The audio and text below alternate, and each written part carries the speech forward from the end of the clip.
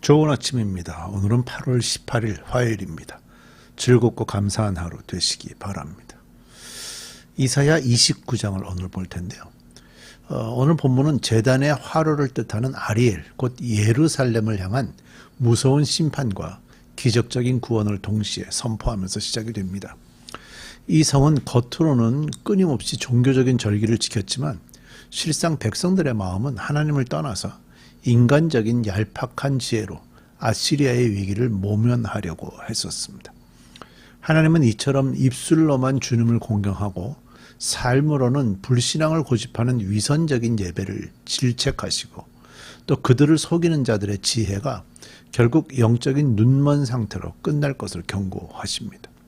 마치 진흙이 토기장이를 속일 수 없듯 사람의 어리석은 기만은 결코 온 우주를 다스리시는 창조주의 눈을 피할 수 없습니다.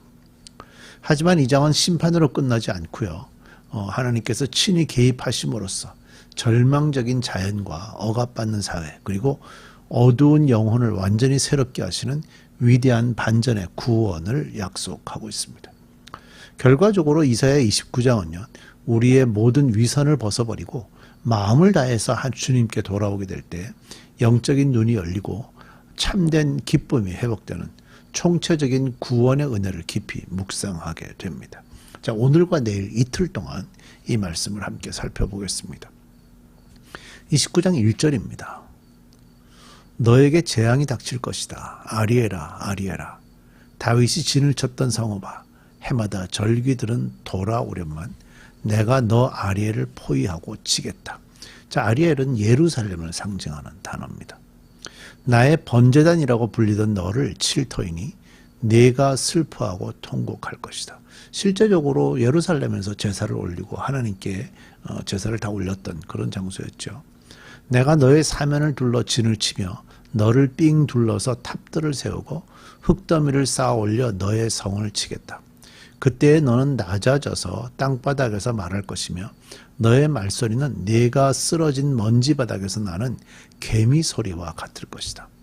너의 목소리는 땅에서 나는 유령의 소리와 같을 것이며 너의 말은 먼지 바닥 속에서 나는 중얼거리는 소리와 같을 것이다.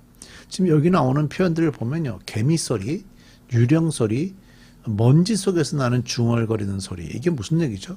그리고 낮아져서 땅바닥에서 말한다. 그러니까 뭔가 중얼중얼 하는데 그 중얼중얼 하는 것이 하나님께로 올라갈 수 없는, 기도로 하나님께로 상달될 수 없는 그런 중얼중얼 거림으로 끝난다. 이런 얘기입니다. 그러니까 전혀 효과가 없는 거죠.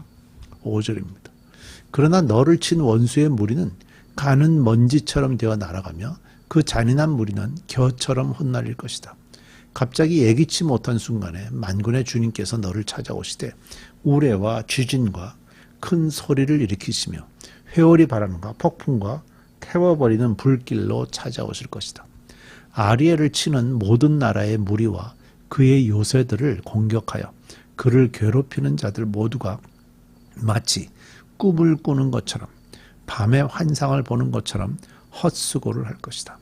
마치 굶주린 자가 꿈에 먹기는 하나 깨어나면 더욱 허기를 느끼듯이 목마른 자가 꿈에 마시기는 하나 깨어나면 더욱 지쳐서 갈증을 느끼듯이 시온산을 치는 모든 나라의 무리가 그러할 것이다.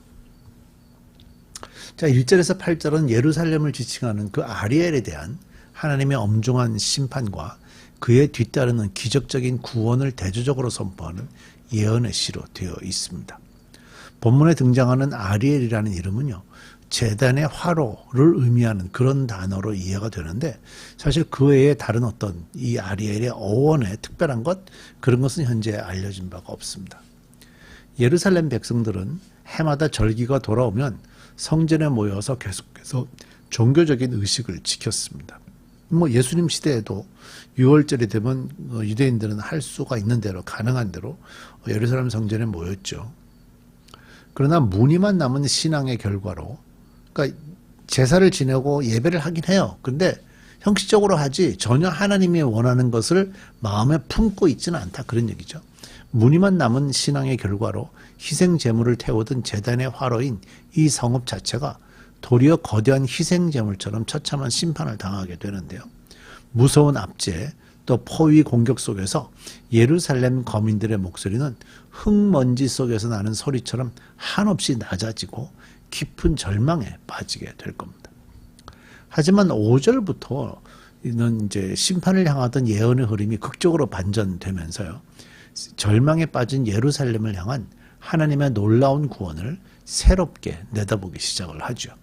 이 예언의 말씀대로 예루살렘은 역사상 가장 위협적인 원수였던 기원전 701년의 아시리아 군대로부터 기적적인 구원을 경험하게 될 것입니다.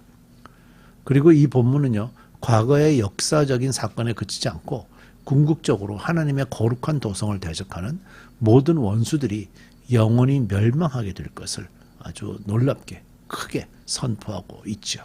자, 9절입니다. 너희는 놀라서 기절할 것이다. 너희는 눈이 멀어서 앞을 못 보는 사람이 될 것이다. 포도주 한 모금도 마시지 않았는데 취할 것이다. 독한 술 한 방울도 마시지 않았는데 비틀거릴 것이다. 주님께서는 너희에게 잠드는 영을 보내셔서 너희는 깊은 잠에 빠지게 하셨다. 너희의 예언자로 너희의 눈구시를 못하게 하셨으니 너희의 눈을 멀게 하신 것이요 너희의 선견자로 앞을 내다보지 못하게 하셨으니 너희의 얼굴을 가려서 눈을 못 보게 하신 것이다. 이 모든 묵시가 너희에게는 마치 밀봉된 두루마리의 글처럼 될 것이다. 너희가 그 두루마리를 유식한 사람에게 가지고 가서 이것을 좀 읽어주시오 하고 내주면 그는 두루마리가 밀봉되어 있어 못 읽겠소 하고 말할 것이다. 너희가 그 두루마리를 무식한 사람에게 가지고 가서 이것을 좀 읽어주시오 하면 그는 나는 글을 읽을 줄 모릅니다 하고 말할 것이다. 자, 9절에서 12절은요. 아모스서나 잠언에 등장하는 말씀, 기근의 경고와 같은 그런 맥락인데요.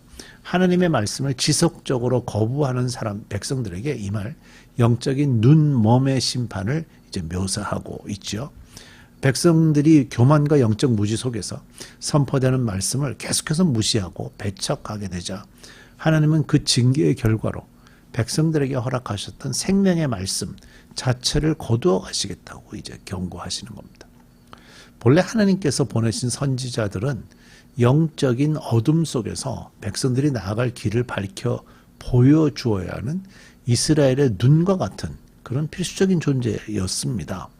하지만 이 백성들이 선지자들의 경고를 외면하고 영적인 깊은 잠에 빠져들었기 때문에 결국 그들은 선지자들을 곁에 두고도 길을 찾지 못하는 눈먼 자의 극심한 고통을 겪게 될 것입니다. 그 결과로 그들은 계시된 하나님의 귀한 말씀이 주어져도 마치 봉인된 두루마리를 건네받은 자처럼 전혀 읽지도 못하고요. 또 그 참된 의미를 이해하지도 못하는 비참한 영적인 상태에 들어가게 됩니다. 자, 이러한 영적인 교훈은 훗날 예수님께서 들을 귀가 있는 자는 들을지어다 라고 촉구하셨던 것처럼 하나님의 말씀이 선포될 때 지체 없이 순종으로 응답하는 것이 얼마나 중요한 생명의 길인지를 우리에게 가르쳐 주고 있죠. 자, 13절 14절 보겠습니다. 주님께서 말씀하신다. 이 백성이 입으로는 나를 가까이 하고 입술로는 나를 영화롭게 하지만 그 마음으로는 나를 멀리하고 있다. 그들이 나를 경외한다는 말은 다만 들은 말을 흉내내는 것일 뿐이다. 우리가 이제 그 매주 일요일날 교회 오면 예배하잖아요. 예배 시간에 뭐 왕이신 나의 하나님 이런 거 찬양하죠. 그런데 이제 입으로 또 입술로 뭐 그렇게 하는 것으로 끝나버린다면 이런 얘기를 들을 수밖에 없습니다. 14절. 그러므로 내가 다시 한번 놀라고 기이한 일로 이 백성을 놀라게 할 것이다. 지혜로운 사람에게서 지혜가 없어지고 총명한 사람들에게서 총명이 사라질 것이다. 자, 13절과 14절은요. 마음은 멀리 둔 채 형식적인 종교 행위에만 머물러 있는 이스라엘의 위선을 날카롭게 질책하고 있는데요. 예수님께서도 훗날 바리새인들의 거칠애와 위선적인 신앙을 꾸짖으실 때 바로 이 구절을 그대로 인용하셨습니다. 하지만 이 엄중한 경고는 바리새인들 뿐만이 아니라 오늘을 살아가는 우리 모두를 향하는 말씀이라고 봐야죠. 우리 역시 마음에서 우러나오는 진실한 순종을 단순한 종교적 형식, 도덕적 행위 이런 것들로 대신하려는 그런 유혹들이 우리 앞에 늘 있었습니다. 당시 이스라엘은 끊임없이 제사를 드렸지만 정작 삶의 실제 위기 속에서는 하나님을 온전히 신뢰하기를 거절했었습니다. 마음이 빠진 채 입술로만 드리는 종교 행위, 결코 하나님 앞에서 참된 예배로 인정받을 수 없습니다.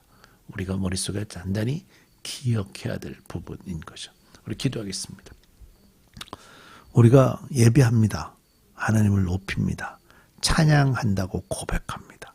하나님이 왕이라고 우리가 고백합니다. 그런데 그런 고백들 속에 고백을 입술로 할 때마다 하나님의 마음이 우리 속에 표현돼야 되고 하나님의 세계관이 우리의 인생을 통해서 나타나야 합니다. 주일날 설교를 듣고 예배 시간에 찬양을 하지만 그것이 실제적인 삶 속에서 드러내고 나타낼 수 있는 진정한 그리스도인으로 살아가게 해 주옵소서. 예수님의 이름으로 기도드립니다. 아멘.